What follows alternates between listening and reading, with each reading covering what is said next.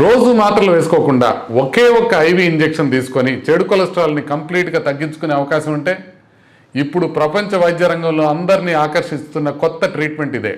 Hello అండి, నేను doctor MSS Mukherjee, senior interventional cardiologist. ఈరోజు మనం మాట్లాడుకోబోతుంది VERV-102 అనే కొత్త జీన్ ఎడిటింగ్ చికిత్స గురించి.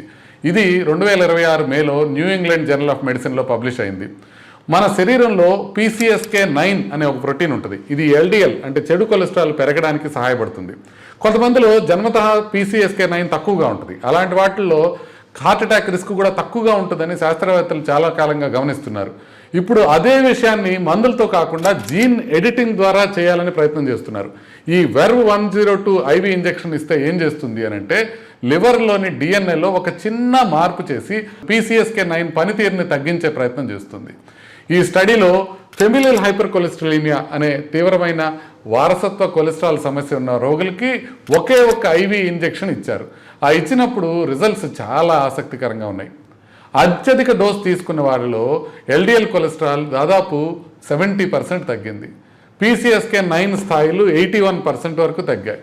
ముఖ్యంగా ఈ ప్రభావం కనీసం 1 సంవత్సరం పాటు కొనసాగింది. ఒక్కసారి ఆలోచించండి, రోజు మాత్రలు కాదు, 15 రోజులకి తీసుకునే ఇంజక్షన్లు కాదు, ఒక్కసారి ట్రీట్మెంట్ తీసుకుంటే సంవత్సరం అంతకన్నా పైగా కూడా కొలెస్ట్రాల్ ఎక్కువ లేకుండా ఉండే అవకాశం ఉంది. అయితే ఇది సాధారణమైన జీన్ థెరపీ కాదు, ఇది బేస్ ఎడిటింగ్ అనే కొత్త టెక్నాలజీ. డిఎన్ఏలో ఒకే ఒక్క అక్షరాన్ని మాత్రమే మార్చి పనిచేయించే క్రిస్పర్ తరహా సైన్స్. అయితే ఇక్కడ ఒక పెద్ద కాషన్ కూడా ఉంది. ఈ మందు ఇంకా ఎక్స్పెరిమెంటల్ స్టేజ్లోనే ఉంది, ఇంకా మార్కెట్లో లేదు. ఇప్పటికీ క్లినికల్ ట్రయల్స్లోనే ఇది ఉంది. లాంగ్ టర్మ్ సైడ్ ఎఫెక్ట్స్ ఏంటో ఇంకా పూర్తిగా తెలియదు. ఈ మార్పు జీవితాంతం ఉంటుందా, ఇంకా ఆలస్యంగా కాంప్లికేషన్స్ ఏమైనా వస్తాయా, జెనెటిక్ ఎఫెక్ట్స్ ఏమైనా వస్తాయా అని తెలుసుకోవడానికి ఇంకా 1 సంవత్సరం పాటు పట్టచ్చు. కాకపోతే ఈ స్టడీలో కొంతమందికి లివర్ ఎంజైమ్స్ తాత్కాలికంగా పెరగడం జరిగింది. మిగతాదంతా ఇది ఎక్సైటింగ్ సైన్స్గా ఉంది. ఇది రొటీన్ ట్రీట్మెంట్ కాదు.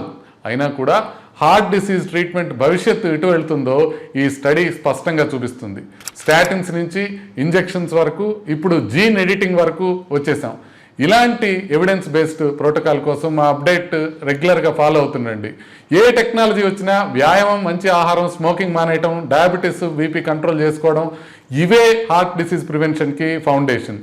సైన్స్ ఫ్యూచర్ని మార్చచ్చు, కానీ ప్రివెన్షన్ మాత్రం ఇప్పటికి కూడా స్ట్రాంగెస్ట్ మెడిసిన్. నమస్తే.